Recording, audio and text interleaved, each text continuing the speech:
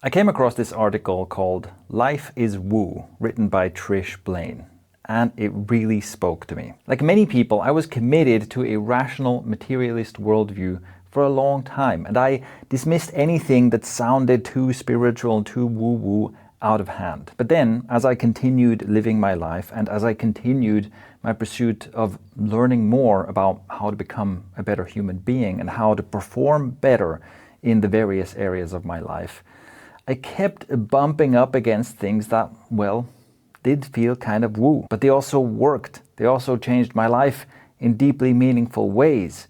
So where did that leave me? Trish addresses exactly this problem in her article, where in a way we're conditioned to reject spiritual stuff as woo-woo. But on the other hand, like anyone who's really paying attention, keeping their eyes open, they'll probably develop some beliefs or some experiences that belong in that category. And the way she addresses this and the way she brings these two views together really resonated with me. So I reached out to her and invited her to have this conversation with me today. We talk more about the apparent conflict between these two worldviews that may actually not be a conflict at all. We talk about how we can bring together our striving for material success and our desire for spiritual development. And she walks us through the practical, actually useful tools in her framework called the Four Forces. As my own development has leaned more towards the spiritual, I've been really looking for people who can talk about this stuff without falling off the deep end. It can be a bit frustrating sometimes trying to find this stuff online because I guess algorithms always reward the most out there, craziest ideas. So finding people who are more grounded in reality, but also have actual lived experience and wisdom to share from spiritual development is a rare treat. And I believe this conversation with Trish is one of those. So without further ado, here's my conversation with Trish Blain. So Trish, welcome to the show and thank you for making time for this. Oh, I'm very excited to be on your show. Thank you so much, Shane. So I came across your article titled Life is Woo, where it really spoke to me. Because you're talking about what seems to me like a combination of a resistance to woo, right? A resistance to spiritual stuff that seems unserious. But at the same time, it seems like the unserious spiritual stuff is like creeping in to our culture everywhere. I mean, maybe that's just my perception, but it seems like that, no? No, I absolutely agree. And I've seen a really big shift, even just kind of an acceleration of it over the last few years, even. Whether it's traditional religion or more of the sort of out there woo-woo, what we classify as woo-woo. But I'm hearing a lot more disclaimers. Like that's the thing that I was really pointing to, right? Like, I know this sounds out there, but, right? And I'm not one of those people, but, you know. Exactly, yeah. And I felt that too as a, you know, in my content where there's a lot of things that I haven't spoken about because I don't quite know how. Yeah. Because it's that kind of thing. It's like, is this too weird? I don't want to sound like one of those crazy people, but I guess that's my disclaimer. And it seems like almost everybody has one of those nowadays. Yeah, and I think part of the challenge is just that we just don't have a language, or our languages are limited to sort of religion or more traditional sort of new age language. So because we don't have words for some of these experiences that are neutral, they're tied to some, spiritual tradition or religion, it makes it hard to really talk about them without getting put into one of those boxes because we're using that language, right? So that's one of the challenges of it for sure. Yeah. And I wonder if you have a similar story there, because I think what I've experienced with this is quite a common experience as well that many people share, where I grew up with something like vestigial religion. So I didn't grow up like properly religious, but there was something kind of religious going on. And I think it was actually an important step in my development to reject that, to say, okay, this idea of there's some kind of a powerful man in the sky who's watching me and who's mad at me if I do the wrong things, I have to reject that. That felt like an important step. Right. And I think that's part of the problem then. Okay, but what about spirituality? If I just keep that association with this weird experience of religion, then I'm going to keep rejecting it. And so it's almost like I need something new to be able to approach it again.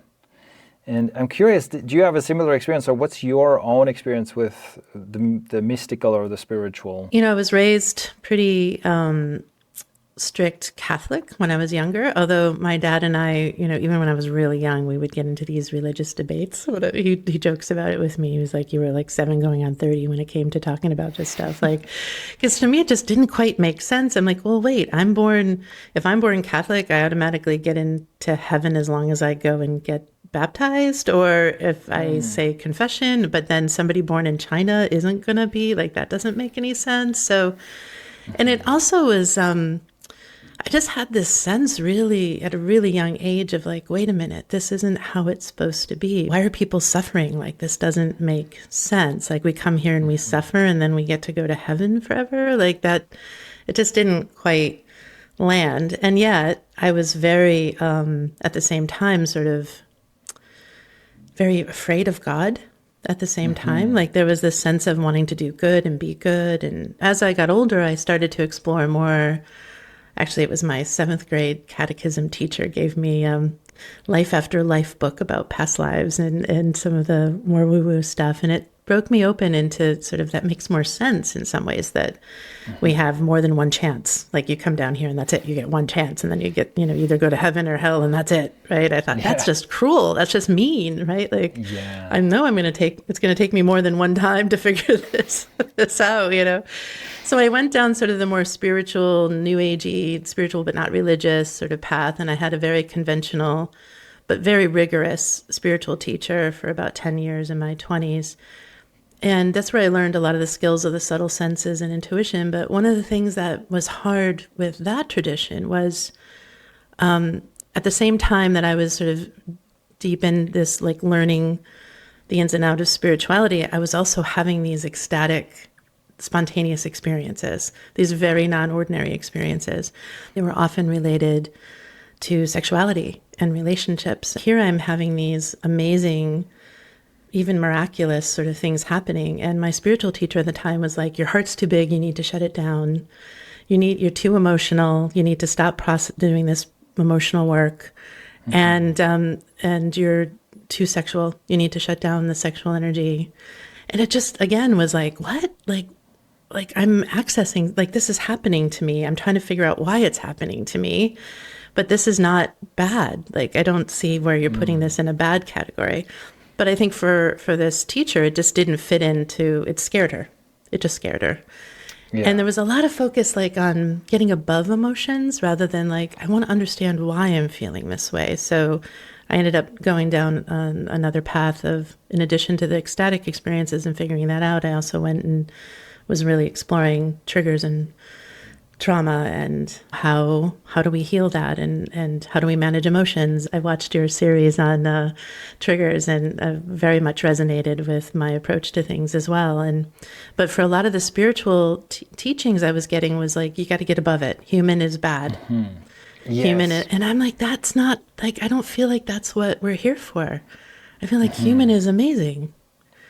And yet a lot of my spiritual teachers, like, human's bad. We're trying to get above human. And that just didn't resonate. And so I ended up on my own path and sort of developing my own approach. I have a lot of parallel experiences there in that I've also noticed, there's a whole, I would say, category of spiritual practices and spiritual thought that are this like ascension. We're trying to get it. We're limited to being this meat sack. We have to drag around the human meat sack. It's terrible. Let's escape, right? And it's almost like escape upwards. Yeah.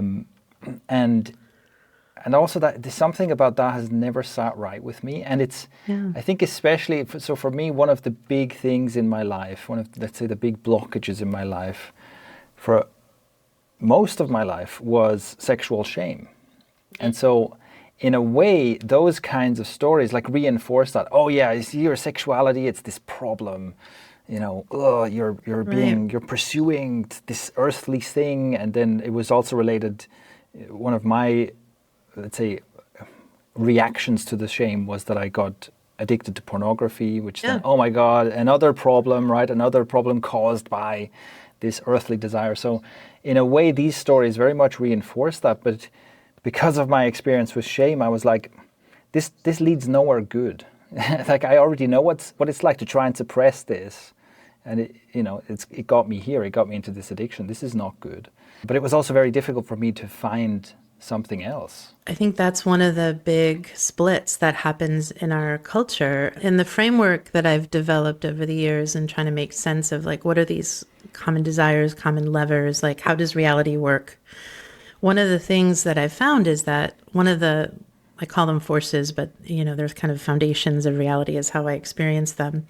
One of them is life force. It's aliveness. It's sort of the animating force. In Catholic Trinity, it would be the Holy Spirit moving you, and it's also sexual energy. Like that's the animating aliveness. If you think of aliveness as moving through your unique point of consciousness, that's what I would call another force would be expression. So your uniqueness as Shane, right? Like you've got a unique point of view, unlike any other in the universe. I think of it as, I like Bernard Kastrup's thought of like, we're each, it's like multiple personality. You've got these different multiple personalities, like we're each a fragment of something bigger, right? And we're representing something really unique. But when life force and when we get enlivened, when we have that life force moving through us, it becomes harder to hold coherence because we're now more individual. We're feeling ourselves uniquely. And so one of the things I found is that spiritual traditions want to turn that down. They want this, there's a reason why it's like turn down sexual energy. It's a reason why it's like turn down ego, because that's in service of what I would call the other two forces in my model of connection and purpose. So this idea of oneness or the greater good, the we versus the I. So with aliveness, you get more I. And spirit religion and a lot of these traditions are about coherence and being in the we. So it's like turn down the life force, turn down the aliveness so that you can feel less individuality and feel more we-ness, more oneness. I think of Eckhart Tolle talking about his enlightenment of sitting, in bliss on a park bench for 2 years. Like when you're in that beingness, when there's not a lot of movement, there's pleasure, there's bliss, but that's not the same as being fully human, right? That's not being fully individuated. That's like, I feel like that's what we can do in, whatever version of after human you have. So what I see is the new way of doing spirituality is how do we learn how to pat our head and rub our tummy at the same time? Like, how do we learn to be fully individuated and in full coherence and oneness at the same time? Because they're both true at the same time. Yes. It's both true. We're both uniquely individual in having an individual experience that is informing, I believe, something, whether it's a video game where we're learning or it's just the experience of life wanting to experience more, however you want to phrase it or think of it. But we need to be able to hold individuality and that uniqueness at the same time as we hold coherence and oneness. That breaks us open into what I believe is a new state of consciousness, a new way of being, a new stance, a new mindset, whatever words you want to use. And that, I think, is different than traditional religions, traditional ways. And even a lot of in the article, Love is Woo, that you've referenced, there's a lot of emphasis on that sort of being in the we space and transcending the human is the goal. But then that causes a lot of problems in the world that we're seeing right now too. This is actually exactly the razor's edge that I find myself on lately, because I've also, through various practices, through meditation, although I don't like using the word meditation, but let's say meditative and meditation-like practices. And who knows what else? I mean, I've been tinkering with this stuff for a long time. Right. One of the things that happened to me at one point is that I felt this kind of losing touch with reality in a way, although it's not quite, it's more like losing touch with the humanness. Right. So one of the things that was happening to me for a while is that the term I used for it is I was falling out of time, where it's almost like I could see the illusion of linear time. I could see how the story I tell myself of the experience I'm having now is a continuation of yesterday, is a continuation of the one before. I could tell that there's part of my mind that's retelling the story of my life in order to construct what feels like a linear, coherent experience, but it's all made up. Like all there is right now, obviously, right? And I could almost feel the mental labor involved in turning all of that into what feels like a coherent life story. And I could just turn that off, and then it's like, now what? And it's, I think in that state, I'm experiencing somehow something that is more real, but it's much less practical. It is vastly less practical, you know. Right. Maybe it's more peaceful, but I don't actually want to go further in that direction. Right. Because there's something about the human experience, and like even the things like having desires. Like, yes, I have desires, I have goals I'm working towards, and I understand that grasping causes suffering and so on, but I don't want to completely let go of that. And so what you're talking about is actually exactly what I've been looking for. It's like, how can I do both? Yeah, and I think you're also naming the fact that we have one state that's considered spiritual and ecstatic or higher level, which is that oneness experience where self drops away. But what I found is each of these four forces are that there's a much bigger map of states of consciousness and different kinds of peak ecstatic experiences. So for example, there's that oneness, sit on the park bench, no self, no time, it's timeless. And there's also a version that I've had, for example, of experiencing time as a conveyor belt, where I'm off of it, but I can see multiple lifetimes or experiences, or seeing it as, well, everything's happening all at once, and my consciousness is having a fractal experience of all these multiple realities, which is a different state than no time. Right, that's like multiple dimensions of time. I remember I had a non-ordinary ecstatic experience. And a few days later, I went and visited an ex of mine, and I gave him a hug. And it was like, I'm a big Star Trek fan. And there was like phasing in and out, you know how they have the transporters, and it's like you phase in and out of the transporter. I gave him a hug, and I had this experience of like phasing in and out. And he was like, what was that? That was just weird. What just happened? And the experience was like, oh, is this the timeline where he said yes, or the timeline where he said no?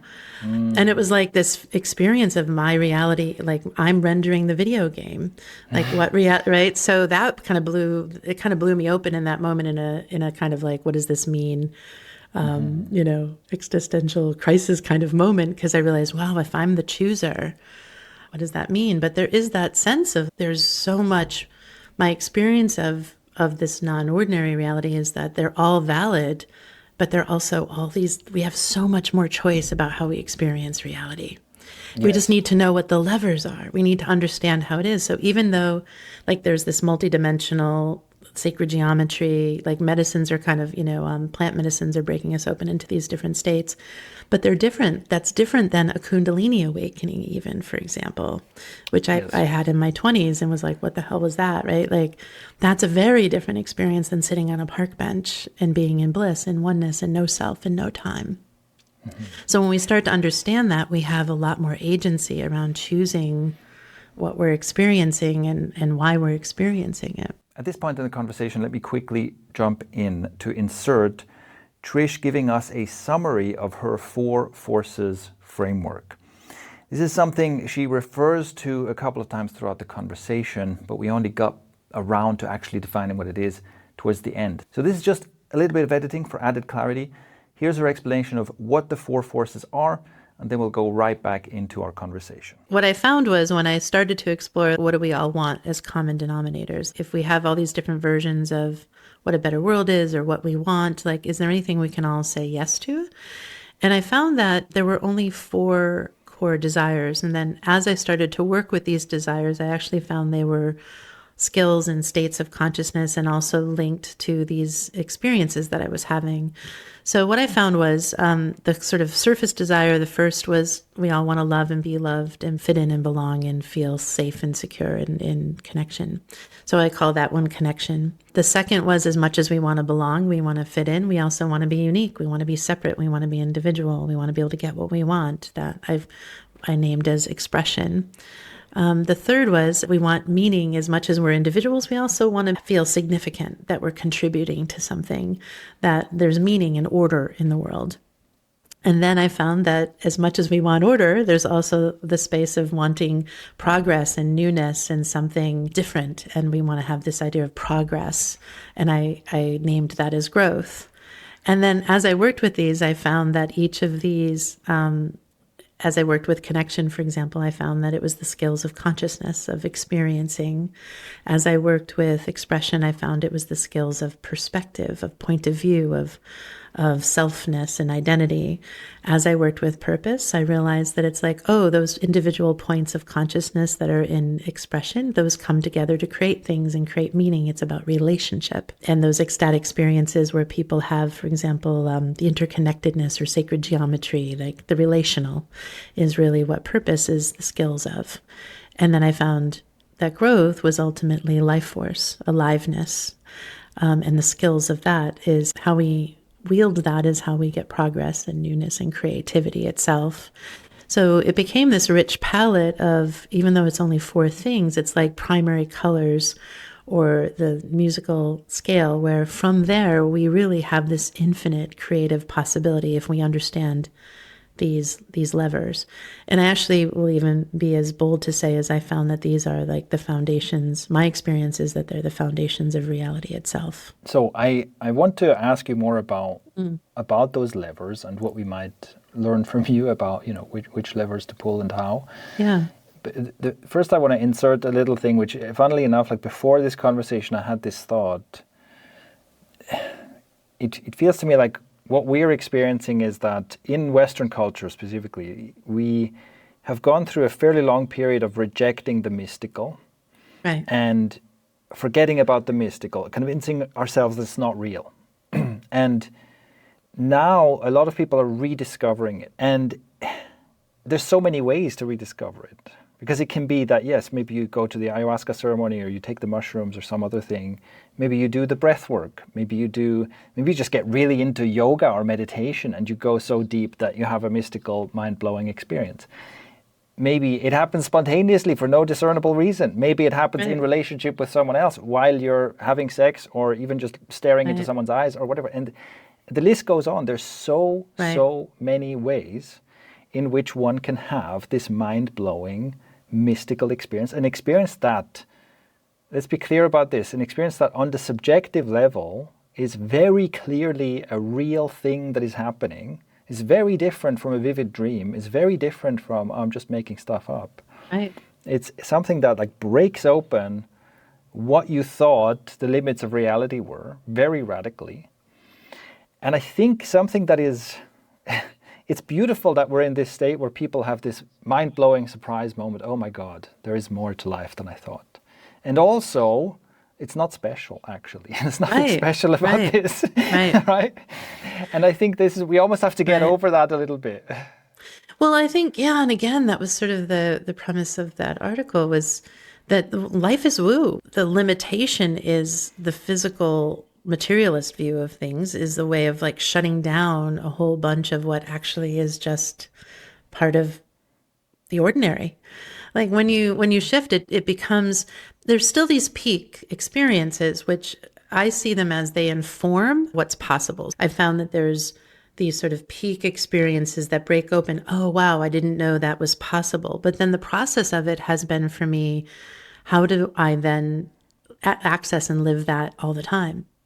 And I'm not talking about the live all the time, the park bench experience, but I'm saying that I can go there if I want to go there, I can use that. So to be able to have this palette of experiences, like whether it's, like primary colors or the musical notes that allow you then to make infinite music or infinite art. If you don't know that there's 3 other colors or 5 other notes, your experience is really limited.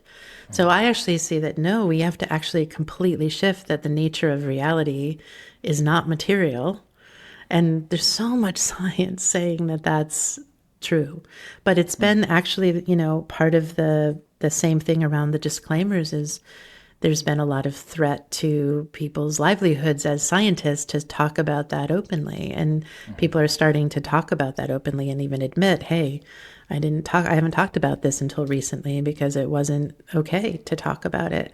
So when you know from a quantum physics point of view that there actually is no matter to matter, it's, if there is, we haven't gotten there yet because we keep just, right, dividing and dividing more, that then what are we pretending? Why are we pretending that it is solid, right? And it's also useful to engage with solid things. I like Donald Hoffman's sort of, headset view he talks about it being kind of a video game analogy, but it's really useful to have a desktop version of reality, like on our computers. If we had to engage with the code all the time, that would be not helpful, right? So the physical world is our playground, but what the nature of it is not particles and materialist. And I think that until that shift really anchors in, it's constantly seen as in opposition to each other or something that's 2 separate things, and they're just not separate. In your experience, what are effective approaches to this problem that we've been circling here, where it's like I neither want to escape into the spiritual, nor do I want to be ignorant of it and pretend it doesn't exist? Like, how do I expand my life to include both? Ideally, I want to be effective in the material world, right, and have a good time in my human body, and also have a spiritual life, spiritual practice that enriches it further, and not have it be like an either-or choice. What have you found to be, what's your recommendation there? Well, I think that is where there's still a holding it as 2 separate things instead of one thing with a range of experiences. So you can get super focused on the physical and have everything else drop away, and you're just in physical sensation. That's amazing too, right? You can be in a really hedonist moment where it's just, purely physical pleasure. That's amazing. And you can also slide all the way up to I'm nothing, no thing. The physical is all an illusion. Both of those are true. There's no separation between those. Those aren't opposites. One of the ways of, in developing this framework was simply trying to put some kind of order to understanding what these levers are, so that with each skill that you learn, you have a new set of ways of impacting how you experience reality. So these aren't just spiritual. Also, you can use them for a spiritual point of view, or you can also use them in really practical, everyday ways. So, for example, let's look at the skill of connection. So a lot of times we think about connection as being something special, that we have to make it happen. Like it's either random, like I have a connection with you or I don't, or it's something that I have to cultivate it with you. Like I have to create a connection, I have to find something in common, right? But what I've found is connection is actually the ability to experience and feel. Where you bring your attention is what you experience. So instead of it being connection, something that's created, I see connection as something that you bring your attention to and is experienced. So if I bring my attention to you and feel you and really let myself be impacted by you, I'm going to feel connected to you. Now, if I'm merging with you, but if somebody takes that to the extreme and I'm merging and we're the same, then I can't feel your uniqueness anymore. That's the empath. That's the empath that goes too far, and now you're me and we're the same. Well, no. But if I can hold my expression, which is another lever, my individuality, my perspective, my point of view, and then also allow myself to be impacted by you, now I have both of I can feel you and I can feel your uniqueness. And I also am able to feel it from a place of your difference, not just we're one thing together and merged. Now, there's a lot there to unpack. There's all these little nuances to it that you can learn, and I teach around how to have those nuances and understand them. Because there's even also, if I were to bring my attention to all the things I don't like about you, I don't even know you very well, right? But I could say, oh, I don't like the way he says that word. I don't like the way I don't like the way he's got his earpiece in, or the way his backdrop is, or his whatever, right? If I'm looking for all the things I don't like about you, my experience is going to be very different than if I'm looking for all the things about you that are like me, that I like about myself, or that I like about you. So we don't even realize that from that one skill, we're impacting so much about what we experience. So even in the non-ordinary, if our attention is always on the physical, we're never going to experience the non-physical. And that same skill when, like, for example, in a relationship, when people say, I fell out of love with my partner, I say, well, what did you start paying attention to?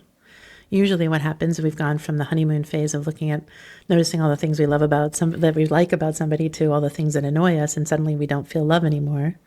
Well, it's not a mystery, actually. Or that same skill, though, if we bring our attention all the way to pure experience, our sense of self drops away, and now we're on the park bench. So that one skill, that one way of viewing connection, has this whole range of bringing us into the ecstatic or bringing us into deeper connection with a stranger. Yeah. Does that make sense in how I'm parsing 100%. it out? And this is like it's almost like the flashlight of your attention. It's like, where are you shining your attention? And then there's also a skill, which, it's interesting. I mean, immediately a lot of associations come up for me because, for example, in traditional Chinese medicine and Taoist ideas, is one of the things, well, how do I move my energy? Well, your energy goes where your attention goes. Right. So you learn to direct your attention. Or even Vipassana meditation, right? Which is so like, how do you practice that skill of very precisely directing your attention and keeping it there, which is something that I think mostly we struggle with now, because we're so used to our attention always bouncing back and forth between whatever is currently the most attention-grabbing thing, right? Wherever the latest notification pinged me, that's where my attention goes, right? Right. And so there's a skill to this of like, well, how am I able to do this? Am I able to actually choose where my attention goes and then keep it there long enough for something to happen? And another thing that just came to mind as you were talking, I had this experience of what seems like such a simple concept, which is stay connected to yourself while you're connecting to someone else. Which seems like, okay. But there's so much depth to that. It is shocking. Yeah. It is shocking how deep that goes. Yeah. Right. Yeah. And there's all these nuances of that attention too. There's like how you focus. Like you can have a wide open stance where it's like, notice what you notice, or you can have a laser focus and go in, like when I'm doing it really deep, when I'm doing intuitive work, like you can go way in and look for bring your attention to very specific things. Mm-hmm. And there's also, the other part of this is, are you allowing yourself to be impacted by somebody? So are you actually experiencing them? So you can bring your attention to somebody and also not experience them. So a lot of times you can be shielding yourself from that, right? It's probably a fear thing where it's like, oh, I'm afraid of people, and I'm like, because that's what I did for many years. I was very good at like having my mask on and the walls up. So it's like a protective thing. And that's very common. And part of that is the fear of losing oneself. So one of the other forces is expression. With the 4 forces, I started first with these common desires. Like how I started developing this was, I've been a social mission entrepreneur for many years. I had an environmental store way back in the late 80s and through the 90s. And I was like really passionate about creating a better world. And I was like, well, how are we ever going to create a better world if we have all these different versions of it, right? Everybody has a different view. And look at now, the world is, we're in opposition about our realities. But I was looking at what are the common denominators. And one is, the first one that came up was everybody wants connection, wants to love and be loved and belong. But then I started to look at, well, what does that actually mean? Like, what is that experience that we're looking for? What are the states and the skills of that? But as much as we want to belong, we also want to be unique and seen for our specialness. And this is the part where, as much as that the human part is, or even just individuated sense of self, which I see as can be fractals. I can experience myself as God self, for example. My God self, that would be the ecstatic of expression. God self is very different than no self. Those are two different peak experiences. But part of that too is if connection is where you're bringing your attention and what are you experiencing, connection is ultimately consciousness. Pure consciousness is pure experiencing. It is the qualia of being, being. It's just the qualia of being, right? So it's experiencing, but also there's the where are you experiencing from, which is the perspective point of expression, which is another different lever.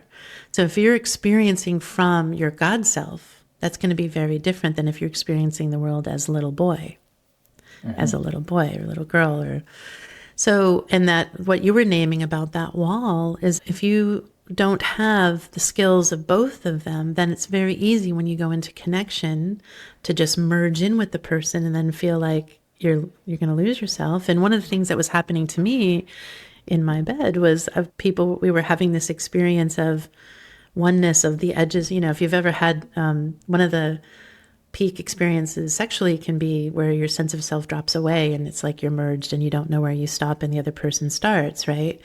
But if you're not prepared for that, if you don't have a strong enough sense of self to be able to know that you can go there and come back, it can feel like you're drowning or like you're dying. So I was having people have these big fear responses to going into this because I feel like I can't breathe, I'm going to lose myself, or we'd have this amazing experience of unity and then afterwards they'd have a big reaction, including things like people were getting amnesia. And I was like, why are people getting amnesia? Why is this happening? I thought something was really wrong with me and I couldn't understand why it was happening. But if you don't have a mental frame for it, I realized people were having state-based experiences that if you don't have a mental frame to put it someplace, it can be hard to remember because it's so outside your experience. There's no way to it's like, where's the file on your hard drive if there's no place to put it, right? Yeah. So, but that experience of fear of losing oneself actually then limits the ability to actually feel deep connection. And so there's a stance that I recommend that's a way to hold it differently so that you can do both at the same time. What this reminds me of, it seems like there's also this is an example of, well, both is better than either or, where the experience of no self is very different if you have a really strong, solid sense of self. Like you were saying, if you can let go of it and you can come back, which is a very different. So saying I want to have a strong sense of self and I want to be able to do less selfing is quite different from saying, the self is the source of suffering. I want to get away from that. Yeah, and it's counterintuitive. But one of the ways that I experience self or expression is that it's a fractal. So if you're going this is a little hard to sort of describe, but if you go into no self, there's still an experiencer. There's just one experiencer. That's it, right? But there's no sense of separation, but there's still experiencing. So for me, there's never any annihilation. And that's what the fear is of, if I let go of self, I'm going to get annihilated. So there's never any annihilation. All there is I get to pick and choose what perspective I am experiencing from. So when you really feel that deeply and understand how those two are connected, I can easily slide and move between them in a way that's not threatening, and I can go into no self because no self is still experiencing. I don't cease to exist when I'm in no self. But the sense of differentiation and separateness is gone. Does this make sense as a nuance of that experience when you've had it, right? It's pure experiencing, but there's still something experiencing. Oh yeah. I mean, this is also something that is, I'm not sure why that is, but it seems like I have an extremely stable sense of self in that sense where, I've had some very, very intense psychedelic experiences and other mystical experiences, but in all of that, I've never had this fear of, oh my God, I'm going to disappear or something. Because, and I think it's what you're describing, there's almost like this locus of experience that feels so solid Right. that nothing, even the craziest stuff that has ever happened to me, Right. has ever felt like it's a threat to that. Yeah, and I would say when you were naming like having the wall up, though, right? Yeah. Then, but there is a fear there in some way that the other person is going to, in some way, have threaten our sense of self, right? Yeah. So in You go my ahead. case, it was because I knew, basically, because I knew because I was such a people pleaser, that I would Right. do self-sacrificey stuff that would lead to my own suffering. And then my solution, which is such a bad solution, but that's what I Right. came up with at the time, was like, I'm just not going to let anyone close so that I don't Right. fall into the pattern of abandoning myself for them. Yeah. Right. Right. And I think that's so common. Like, and I just think of them as strategies. Like you're trying to get Yeah. something, right? And how we're going about it because we're not understanding, and all of it, I'm talking about everybody, myself, I've had to untangle so much and I'm constantly still learning and untangling. But how do you, that question you were asking, right, is how do you get what you want and also give people what they want? Right. So people pleasing is giving people what they want, and then you would lose yourself in that, your own desire, your own agency, right? Agency. So Yeah. then you can then you flip to like, I'm just going to put up the wall and be a lone wolf and not let people get close because I don't know how to do that. But when Yeah, you start to exactly. learn a different stance and a different way of doing it, then you get to hold your desires and what you want at the same time and the other person gets to have their desire. And now it becomes a creative process. And, a lot of people talk about, well, you need boundaries, but especially when somebody is an empath or people pleaser is a version of empath, even though you were always, I call it the matcher. So there's the merger, the person whose strategy is we're one, we're the same. And then you're like, ew, you're kind of like, they feel icky, like they feel gooey, right? Like they're sort of like, we're not the same, like, and then there's the matcher, which is more of that, I think that people pleaser where it's like, you're still you're not merged, but you are trying to match what that person wants. Right. And that's the strategy of connection. Like, oh, if I give them what I want, if I people please, then we'll be connected. Where you can get both is where you get to be fully yourself and fully open to feel them and experience them. But you also get to hold your desires. And then that space of the both and becomes creative rather than an either or. So how do you get what you want at the same time as what somebody else wants? That breaks open new possibilities.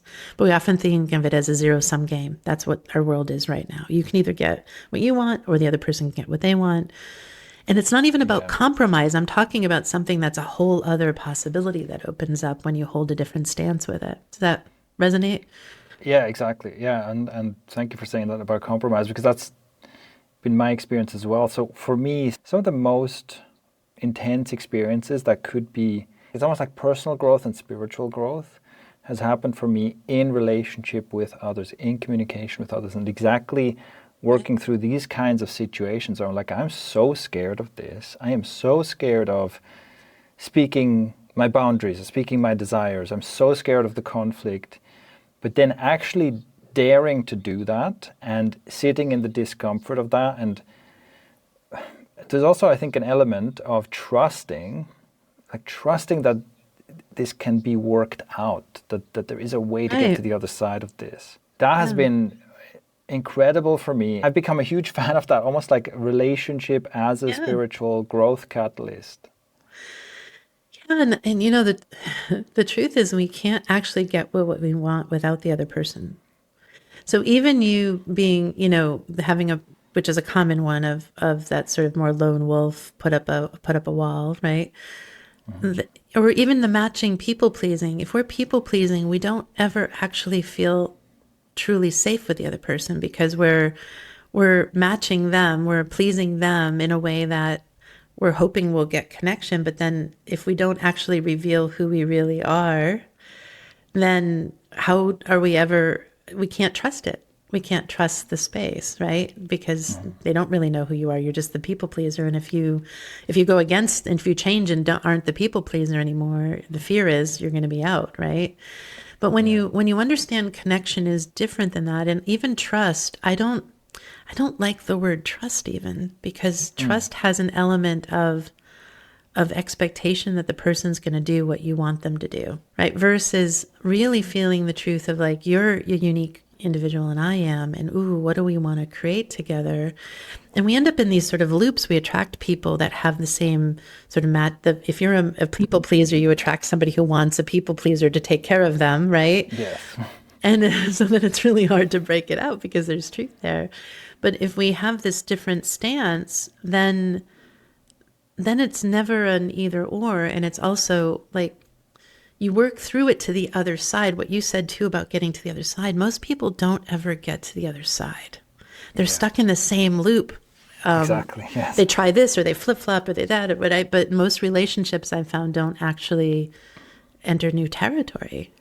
So if you know deeply that you are unique and you're valuable and you're you, the other thing I want to name here too about when we talk about what does it mean to be you, a common thing is about like authenticity, right? Like, I'm going to be my authentic self. But then I'm like, which part of you is authentic and which part isn't? Like, we're faceted. We have lots of different parts of us. So I find that sometimes when people use authenticity as a gauge, and I'm not saying throw the baby out with the bathwater, authenticity is a wonderful thing. But I also noticed that in certain spiritual communities in particular, authenticity is turned into, I'm just going to connect by vomiting all over you my stuff. Like there's, it ends up being like not to be so dramatic about it, but it ends up sort of being this like every moment now, this is how I'm feeling. This is how I'm feeling. This is how I'm feeling. And I'm being authentic. And I'm like, that's not the same thing as understanding you're a point of consciousness.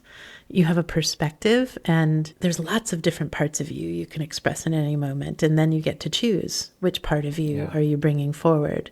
So this idea of faceted self, I found much more useful than authentic self. Yeah.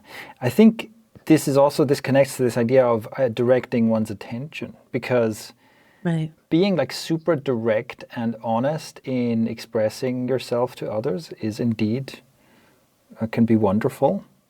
But of course, if your attention is on what's wrong right now, what don't I like right now, what am I afraid of, you're just going to get more and more of that. And it becomes an endless offloading of all my problems onto whoever is closest.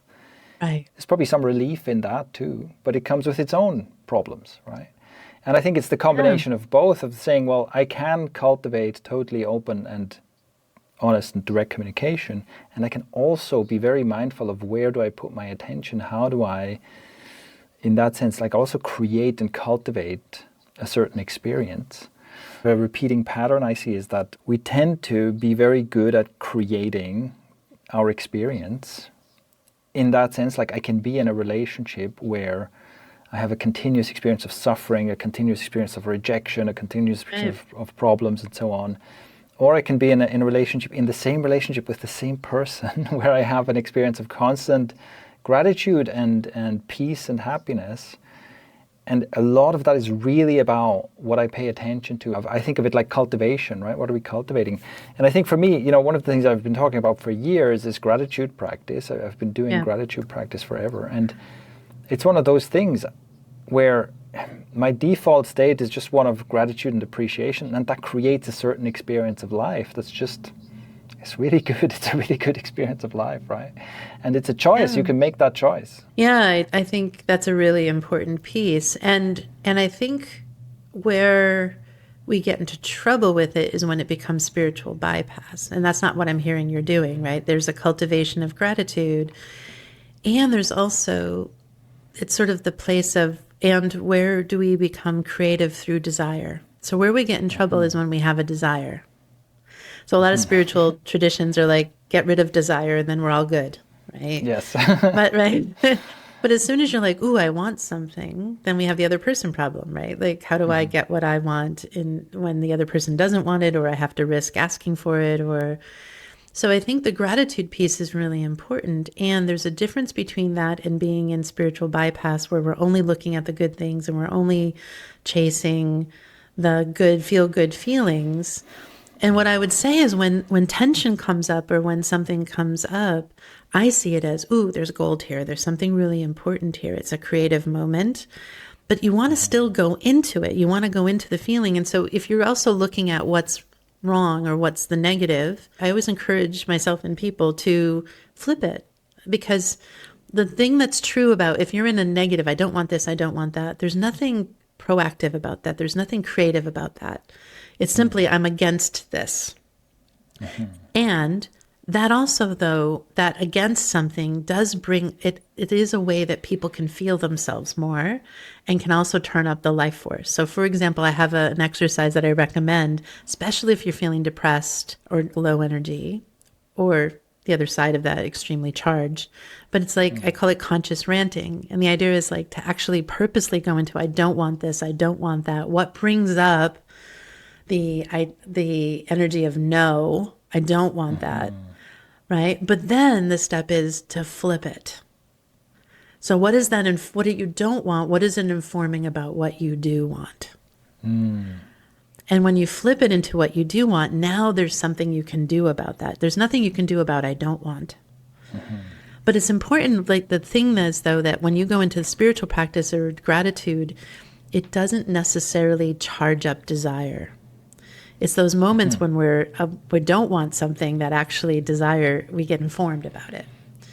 That's a great point, yeah. Yeah, so like, you know, and I've seen this a lot in relationships too, where people are like, oh, we don't ever fight, you know, and actually my husband and I don't fight a lot, but we do process quite a bit, and not in the same way as most people do. But like when we're off a little bit, we stop and we go, okay, why are we off? Rather than just like, let's just shift into not being off. We're like, wait, what's going on here? Something's... And then we're able to process it, and something interesting and informative comes in for us to actually be closer. So the challenge of the gratitude skill, you want to do the gratitude, but it also kind of limits the newness. It limits what we're creating because we're appreciating what we already have, but it doesn't invoke our edges. And so it can get boring. It can get boring in that sense of like there's no newness, there's no growth in our relationship. So I think it leads to the park bench situation in a way, right? Yeah, and you still really want, it's an importance. I don't want to lessen the value of that. But it's hard to feel individuation and desire when you're in a gratitude state unless you cultivate it at the same time. Again, you can do a pat your head, rub your tummy. We're in full gratitude, but there's also, ooh, and what am I calling into the world from this place?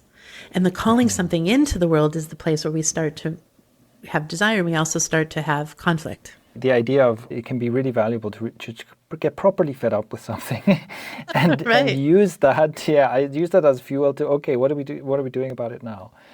I really like that as a frame. I'm curious to see where this leads next in terms of, okay, so let's say this has happened, right? Let's say there's something I got properly angry about it. I had a good conscious rant about it. I ask myself, okay, if I don't want this, what do I want? And now we're at desire. I have a new desire. Yeah. What do I do with that? Because I think that the problem is often then, okay, I want this thing, and then the experience I have is my lack of that thing. I'm like, this sucks. I don't have the thing, right? Yeah. So what's the next step? What do I do from here? Yeah, I call that the desire gap, right? There's I want it and I don't yet have it. It's interesting you mentioned addiction earlier. And addiction, I think, comes up when we're sort of in a loop of wanting, like there's not a gap actually. It's sort of like I can get it instantly without the gap of what do I really want, right? Yes. Right. So if porn addiction, for example, one of the, I don't know your particular story, but like one of the things could be, I want a really intense sexual experience. Right. But without the other person, it becomes more of a self loop, right? The video becomes the other person, and there's just all you can do is ramp up the intensity, and that's the addictive loop. But when you really look at like, okay, I've got a desire, but I don't often, the ones that we're really, there's, I want an apple. You go to the store, you get an apple. That's not the kind of desire I'm talking about. But when it's a deep desire, we don't yet know how to get it, actually. That's the gap. So that what we want to do, what I suggest doing is holding that as an intention. That's where we're sort of bringing in some structure to it of what I, in my model, would be purpose skills of, let me define my desire. I want, and often what we actually want is a feeling, and an experience, right? Or a way of being. Like we imagine we want a car, but why do we want the car? Like, do you want it for a feeling of safety? Do you want it for a feeling of exhilaration? And that would be more an aliveness experience, or for status, so people know that you've made it because you're driving a certain car. So you always want to ask also, why do I want it? What am I actually trying to get underneath? And then when you have that desire gap, I then say, okay, let's use that as a prompt to be in collaboration with life and others to create it. We're calling it in. And if we hold it as, this desire is something I don't yet know how to do, and I'm calling in and I'm learning how to do it. Now we're at an alive edge, what I call an alive edge. We're in new territory and we're open. And this is where the skills of woo-woo skills, like it can be where we're able to sense and follow and like, now what becomes a journey. But it's also like, by defining it and creating that gap, it's like, I think of it as like how we're prompting AI. We can prompt life. And one of the ways we prompt life is through desire. So by defining it, now we can hold it not as I don't have it, but ooh, how am I going to create this?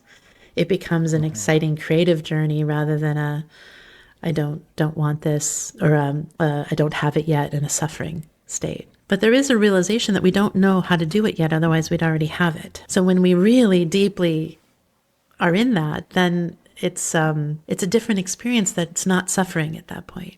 It becomes really creative and exciting and interesting. And so it's like when you've made up your mind about wanting something and examine it a bit, then you can start doing things like listening to your intuition, or feeling into what feels aligned, feeling into what feels like it's moving me in the right direction, and so on. But it's also, go ahead. Yeah, no, you can, I think of it as, you can feel your intuition. That would be like a connection skill. There's also, you can take an action, which would be a growth skill, like to then get feedback, right? So like, I'm gonna try an experiment. I was watching your video on your 30 videos, in 30 days experiment, right? And it's like, you do that and then you see what it informs. But it's also like, without the desire, it's hard to know what step to even take towards something if you don't have it defined. And what I found with people who are really dominant in connection purpose or people pleasers, it can be really hard to feel your own sense of what do you want. And so that's where desire and cultivating that is not a counter to connection. It's actually your ability to show up fully in your half of the relationship, your part of the relationship. There's the action part. There's also like, well, what are the structures you're going to put? This is where we can start to use all the tools of growth mindset and productivity and all of that, but we're using them with consciousness around what we're doing and why.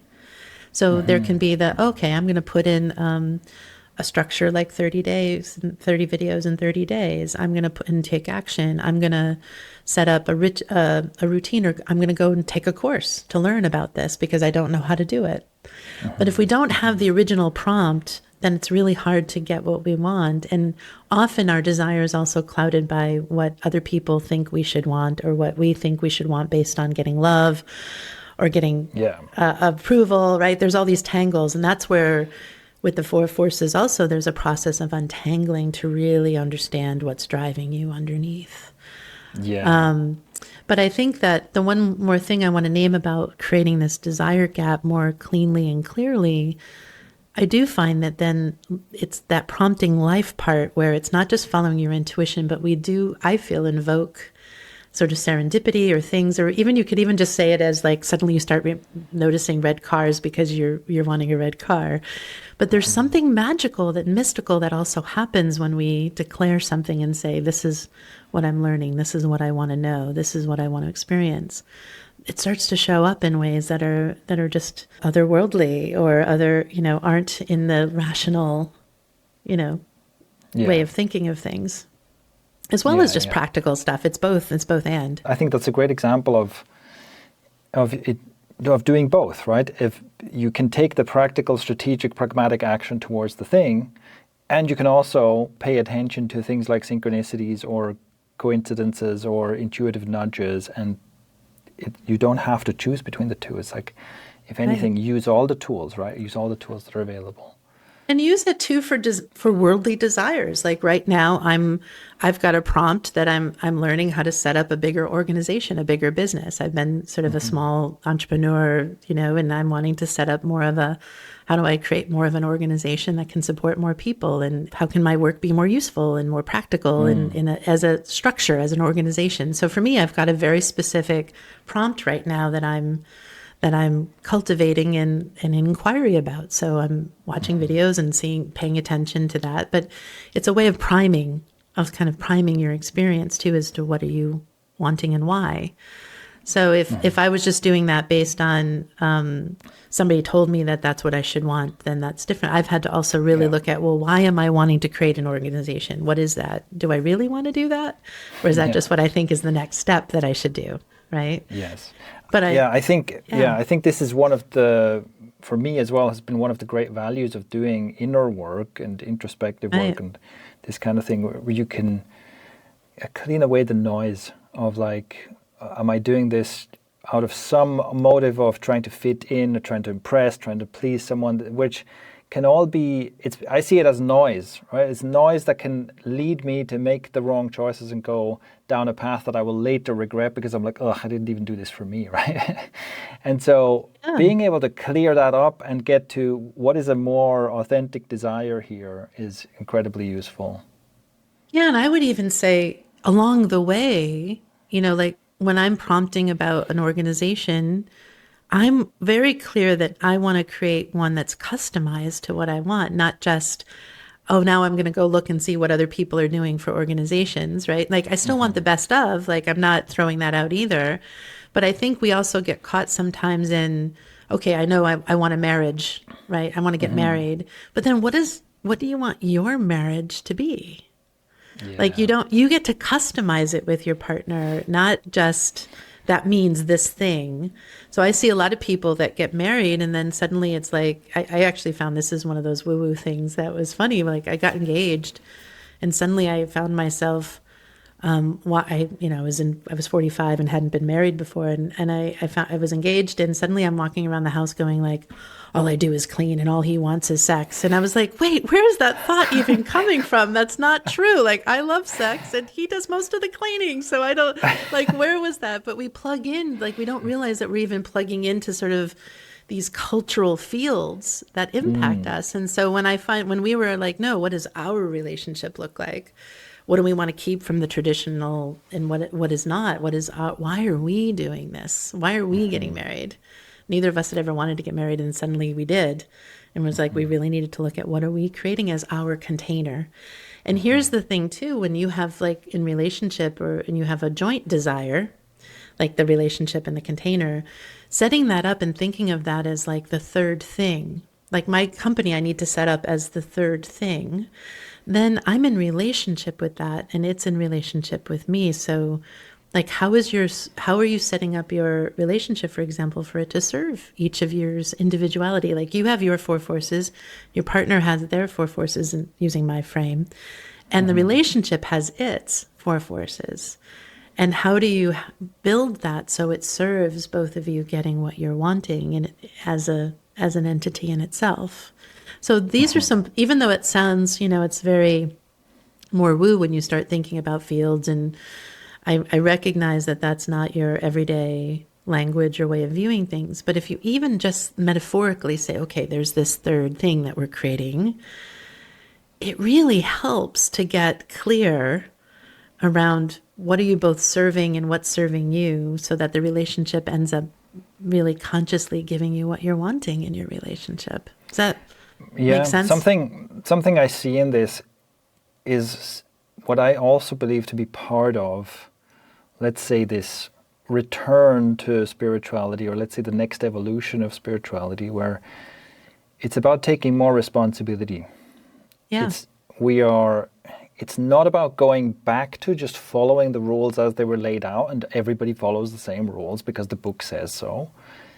My personal belief is that we're supposed to evolve to the next thing, and the next thing is more like what you described, which has more freedom in it. But the scary thing about it, I think that can become an obstacle, is that there's a lot of responsibility in that.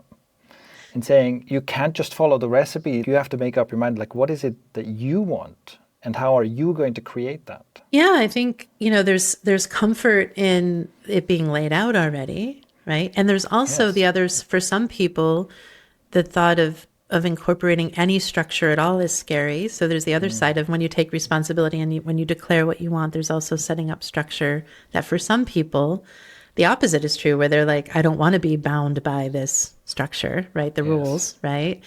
And instead it's like, how do we use structure and purpose in order to put banks to a river? And life force, to put direction to life force. But that life force in itself is also emergent and also infinitely creative. So if we're putting structure in place to control life force and shut it down, or to try to stop the chaos of, I want to know, I want to be in certainty, that's also going to block the creative. It's going to block the newness. It's going to block something even greater than you could imagine happening. But if you use structure and definition to put banks to a river, then now the river can take you somewhere, but you're giving it directionality. So this is also the place where you have responsibility, but you also want to cultivate a comfort zone with the unknown and new territory, so that you're taking responsibility, but there's also this improv constantly happening with life and with others that you're learning along the way. One of the things too that around desire is like we go into this, we have this honeymoon phase, right? We meet somebody, I'll just use the relationship as an example. We meet somebody, we're in the honeymoon phase, we think they're amazing. We're bringing our attention to all the things that we love about them, right? And then we hit something happens, we get in a tangle, we end up in these patterns and strategies. But there's also a place where that original desire, that honeymoon phase, was informing something. That's the desire gap. So as soon as we end up in the tangle is actually trying to help us get what we originally wanted, if we're willing to go in and untangle it. And so I also talk about original desire, like checking, like even if you find yourself in a relationship now where it's like, man, it feels hard. What was the original desire that you wanted? And what has everything that's happened since, how do you untangle that to see how it's been in service of that? When you reframe it and really look at it as everything's trying to get us what we want, it's all information, then that responsibility also shifts into like growth and learning, and everything's informing in a way that doesn't make it where you have to get it right. Or, right, there's a way that responsibility can be like getting it right and choosing and versus like we're learning. Yeah, which is also, you're choosing, you have a choice in like how to interpret this. You have a choice in what is my perspective on this. And that makes all the difference, right? Yeah, absolutely. Absolutely. Yeah. So Trish, I feel like we could probably keep going for a long time, but I feel like I think we've covered a good amount of ground here, and I really like some of the tools that we've touched on here. Obviously, people should read the Life is Woo article. I think it's just such a timely and interesting and also well-written piece. And I want to invite people to go find more of your work. Where can people go to learn more about you and what you're doing? Yeah, aliveedges.com. There's a free book download there, and there's also I have a preview copy of a book that's not officially published yet, but available for free. And also there's a series called The Other Person Problem that is 4 videos that kind of lay out some of what we've talked about. Like one of the videos is Desire Tangle Loop that we just were speaking about. So I just so appreciate our conversation, and really resonate with a lot of what you've shared, and thank you for sharing your part of it as well in our conversation. Yeah, thank you so much, Trish. Yeah, thank you. And that concludes my conversation with Trish Blain from Alive Edges. I hope you enjoyed this.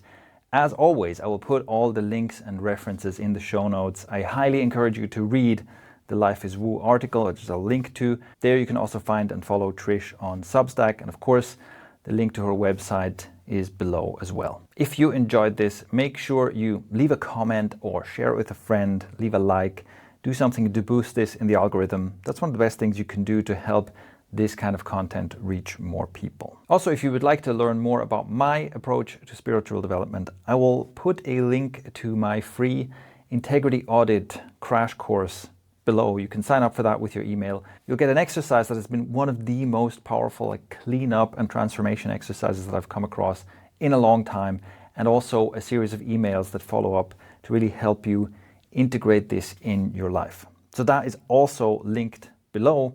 And if you'd like more like this, make sure you check out my conversation with Tom Morgan, which similarly is an exploration into spirituality with the attempt of grounding it in reality and making it as practical and useful as possible. And that's all for this episode of the podcast. I'm Shane Millach. Thank you for tuning in, and I'll see you in the next one.